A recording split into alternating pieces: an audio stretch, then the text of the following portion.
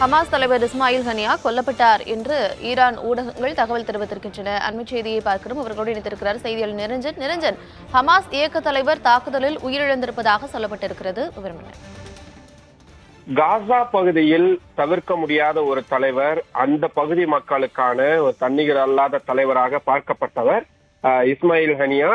அவர் காசாவில் அந்த இப்பொழுது அந்த ஆக்கிரமிப்பு பகுதியிலேயே பிறந்தவர், அங்கேயே படித்தவர் என்பதுதான் அவருக்கான மிக முக்கியமான ஒரு பெரும் ஆதரவு அலையை அந்த பகுதியில் ஏற்படுத்துவதாக இருந்தது.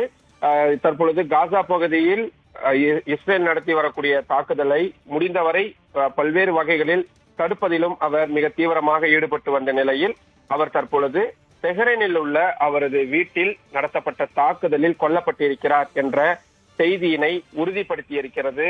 ஈரான் நாட்டு அரசு ஊடகங்களே அதை உறுதிப்படுத்தி இருக்கிறது. ஈரானின் புதிய அதிபராக மசூத் பெகஷன் பதவியேற்கும் நிகழ்வில் அவர் கலந்து கொள்வதாக இருந்தது. இந்த சூழலில்தான் இந்த தாக்குதல் என்பது நடத்தப்பட்டிருக்கிறது.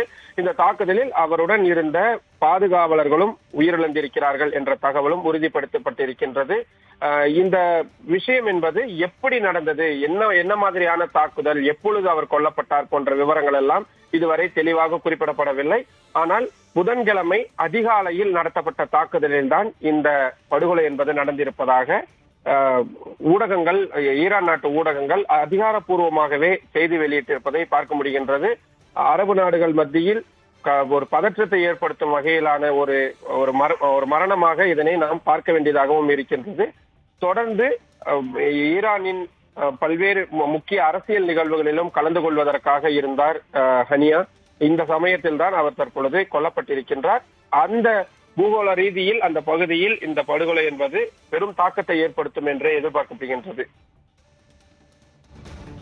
இஸ்ரேல் தாக்குதலில் ஹமாஸ் இயக்க தலைவர் படுகொலை செய்யப்பட்டிருக்கிறார். அந்த தகவல் வெளியாகி இருக்கிறது. இந்த கொலையானது ஒருவித பதற்றத்தையும் ஏற்படுத்தி இருக்கிறது.